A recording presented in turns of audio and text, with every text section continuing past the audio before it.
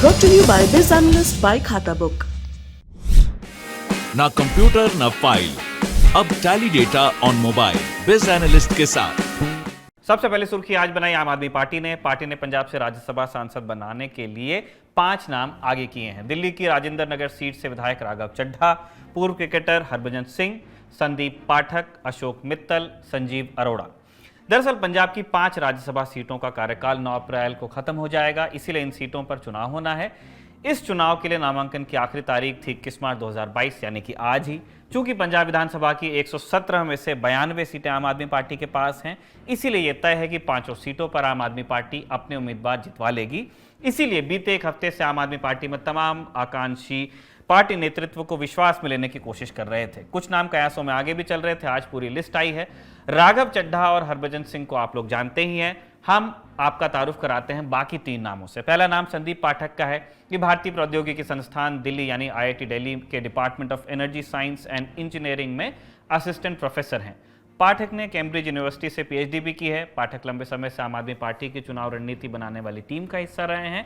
2020 के दिल्ली विधानसभा चुनाव में आम आदमी पार्टी की जीत उनके CV का हिस्सा है। हालिया पंजाब विधानसभा चुनाव में भी वो मुख्य रणनीतिकार थे। अगला नाम अशोक मित्तल का है। ये लवली प्रोफेशनल यूनिवर्सिटी के संस्थापक और कुलपति हैं।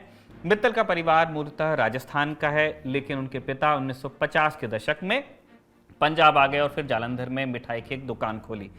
अशोक के 2 बड़े भाइयों ने इसी दुकान में हाथ बटाने के लिए पढ़ाई छोड़ी थी। बस अशोक ही कॉलेज से कानून की पढ़ाई कर पाए।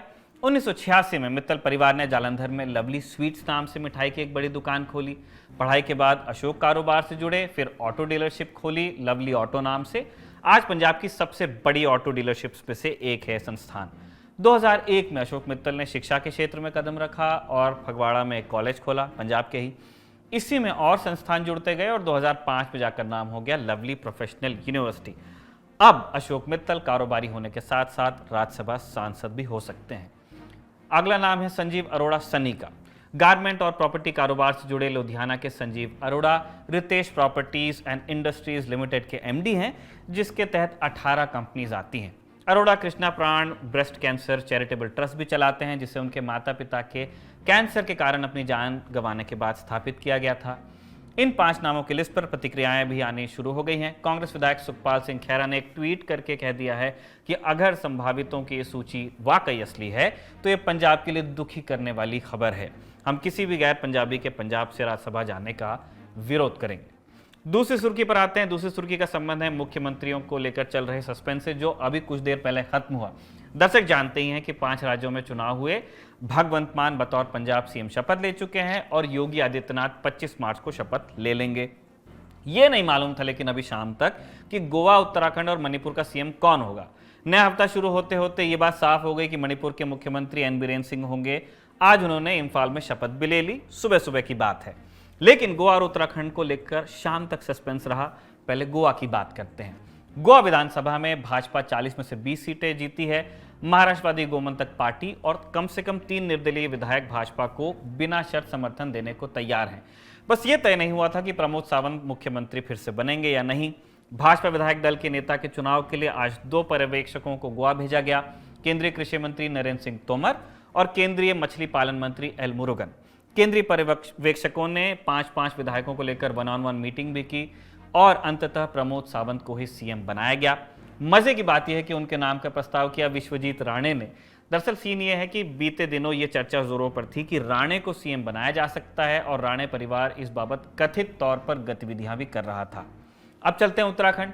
यहां पार्टी ने रिकॉर्ड कायम करते हुए न सिर्फ लगातार दूसरा कार्यकाल जीता, बल्कि 70 में से 47 सीटें भी हासिल की।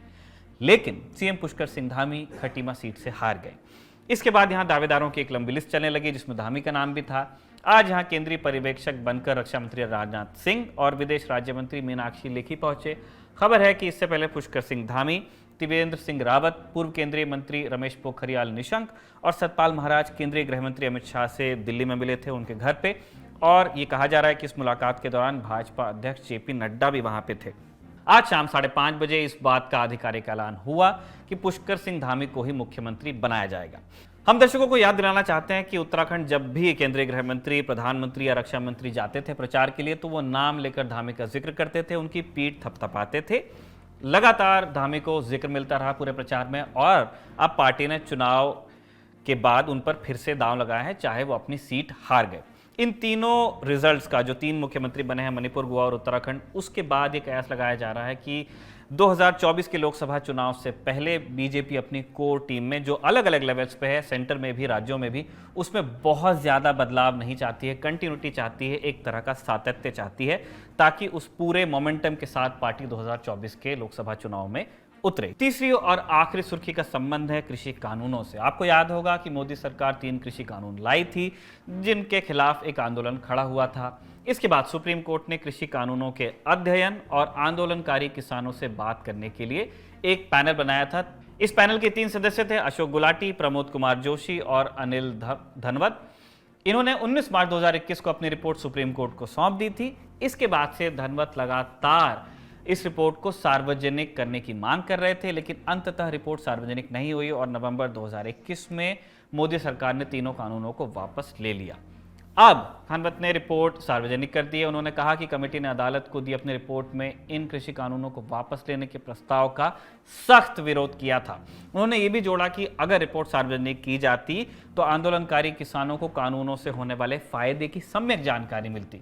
किसानों के कुछ गुटों के आंदोलन की वजह से वापस लिए गए कृषि कानूनों के फायदे से देश का जो बहुसंख्यक किसान है वो वंचित रह गया। इसकी मुख्य वजह यह रही कि उन किसानों ने अपनी आवाज उठाने के बजाय चुप रहना स्वीकार किया। इस चुप्पी का खामियाजा इन सबको भुगतना पड़ा। अनिल घनवत ने दावा किया कि समिति ने किसानों के 73 संगठनों से चर्चा की। इनमें से 61 संगठन देश भर के 3 करोड़ 30 लाख किसानों की नुमाइंदगी करते हैं। इन संगठनों ने कृषि बिलों को अपने लिए बेहद फायदेमंद बताते हुए इनका पुरजोर समर्थन भी किया था। ये सारी बातें घनवत ने प्रेस को बताई थी आज।